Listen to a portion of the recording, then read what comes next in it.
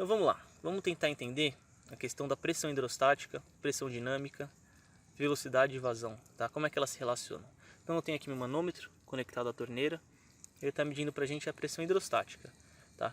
Porque a água está em repouso na nossa rede, certo? Então, se eu abrir o registro, a pressão hidrostática a gente vai começar a chamar ela de pressão dinâmica, porque vai ter fluido escoando, tá? Então o que acontece quando eu abro o registro? Vocês podem ver, a pressão ela começa a diminuir, tá? Por que isso ocorre? Porque a energia na forma de pressão está sendo convertida em energia na forma de energia cinética, tá? Ou seja, a pressão e a velocidade são inversamente proporcionais. Quanto maior a minha velocidade, menor a minha pressão. Então, como a gente pode observar, a velocidade e a pressão elas andam em caminhos opostos, tá bom? Então, muitas pessoas confundem velocidade com pressão. Acham que quando aumenta a velocidade a gente aumenta a pressão também, mas é o oposto disso que acontece. Elas são inversamente proporcionais, tá bom? Então, se a gente aumenta a velocidade, né, como nesse caso diminuindo o diâmetro da tubulação, estrangulando, o que acontece? A gente gera um ponto aqui de menor pressão, tá? E esse é o princípio do funcionamento do Venturi, que é esse dispositivo aqui que a gente utiliza para fazer fertirrigação, tá? É um dispositivo para a gente injetar a solução nutritiva no sistema de baixo custo. A precisão dele é baixa também, mas é muito simples de utilizar, tá? Então o que acontece? Como tem o estrangulamento aqui, a diminuição no diâmetro do tubo, isso aqui gera aumento de velocidade e uma pressão negativa, tá? Essa pressão negativa, ela succiona a solução nutritiva, simples assim, injeta no sistema e dilui e mistura com a água da irrigação, tá bom? É assim que funciona. E é interessante aqui vocês até pegarem o esquema de como é que é feita a ligação de um Venturi, tá? Então a gente faz um bypass com os dois registros de esfera para controlar a injeção de fertilizante na linha. E a gente utiliza um registro de gaveta aqui na linha na adutora, tá bom? Manômetro opcional neste caso. Vamos colocar em prática o que a gente aprendeu aqui no nosso simulador.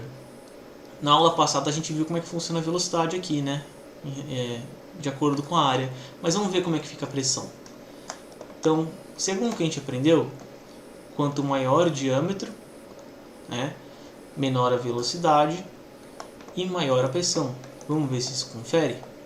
Então vamos fazer aqui um estrangulamento. Uma área maior, com menor velocidade, 122 kPa, e uma área com maior velocidade, 101 kPa. Ou seja, quanto maior a velocidade, menor a pressão. Então o que acontece é que a energia na forma de pressão está sendo convertida em energia na forma de velocidade. Simples assim, tá bom? Ó, velocidade menor aqui, velocidade maior aqui. Legal, né?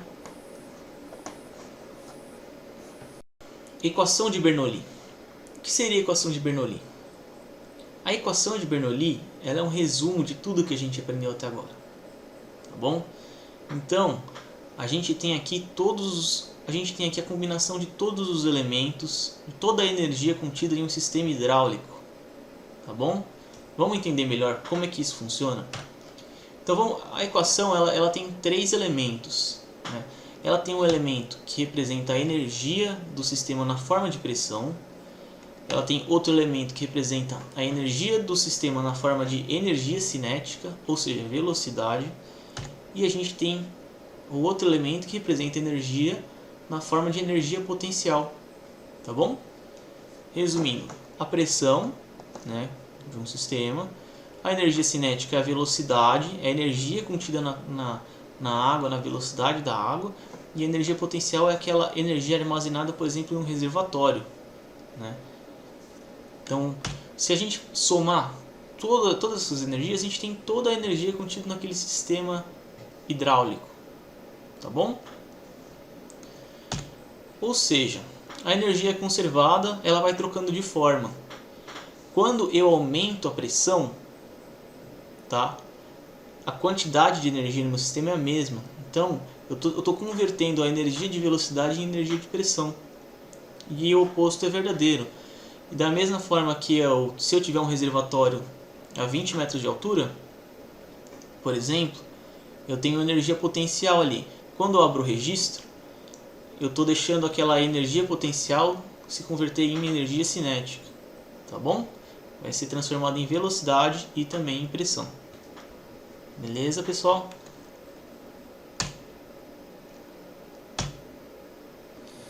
Então vamos resolver um exercício para ver se a gente consegue entender melhor como isso funciona.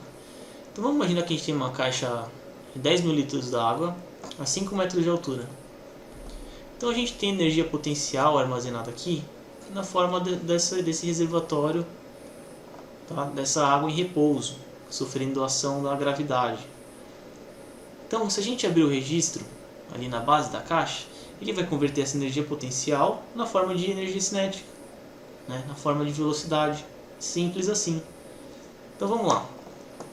Nosso exercício quer saber qual que seria a velocidade se a gente abrir esse registro. E qual que seria a vazão se esse registro for de 50 milímetros. Né? Então, a gente coloca nossos dois termos, um aqui representando a caixa d'água e outro representando outro momento quando a energia da caixa d'água foi convertida em velocidade. Tá? Quais que são os termos aqui da nossa equação que representam energia potencial na forma da caixa d'água e qual que representa a energia cinética na forma de velocidade? São esses dois. Né? Então, a gente está considerando aqui que toda energia potencial vai ser transformada em energia cinética. Então o resto a gente pode excluir, tá bom? Porque a gente não quer saber a gente só quer saber quanto que vai ser convertido em energia cinética. Então a gente resume nossa fórmula, a gente substitui aqui tudo isso aqui a gente já aprendeu muito bem, massa específica da água 1000 kg por metro quadrado, gravidade 9,6 metros por segundo ao quadrado e altura da caixa 5 metros, tá? Como aqui é a velocidade, né? A velocidade é o que a gente quer chegar, então não fica isolado. Como a massa específica da água é igual para os dois, a gente pode excluir. Sobra só isso, tá? A gente passa o 2 para o outro lado e a gente isola o V, tirando a raiz quadrada desse lado. E a gente chega no resultado de 9,79 metros por segundo. E para a gente saber a vazão? Bom, a gente tem a velocidade, né? A vazão é a área vezes a velocidade. A gente já fez isso aqui antes, nas outras aulas. Se você não entendeu isso muito bem, volte na nossa outra aula de hidrodinâmica, que lá a gente está explicando isso melhor. Então a gente consegue, como a gente sabe que o tubo é de 50 milímetros, né, e ele tem o diâmetro interno de 44 milímetros, a gente consegue achar a área da seção desse tubo, né? A gente substitui tudo na nossa fórmula de área, que é πr ao quadrado. Não se esqueçam que o raio ele tem que ser em metro, tá? Então 44 milímetros está em milímetros, a gente tem que passar para metro. Isso também é o diâmetro, a gente tem que dividir por 2 para chegar no raio. Então a gente chega ao valor de 0,00152 metros quadrados e a gente substitui tudo na fórmula da vazão, tá? E a gente chega a essa vazão em metros cúbicos por segundo. Para ficar mais fácil da gente avaliar isso aí, a gente converte para metros cúbicos hora, tá? Então a gente chega aí na vazão de 53,3 metros cúbicos hora. Simples, né? Então, pessoal, mais uma vez aqui no nosso simulador, vamos ver se o resultado dele vai bater com mais ou menos com o da nossa equação.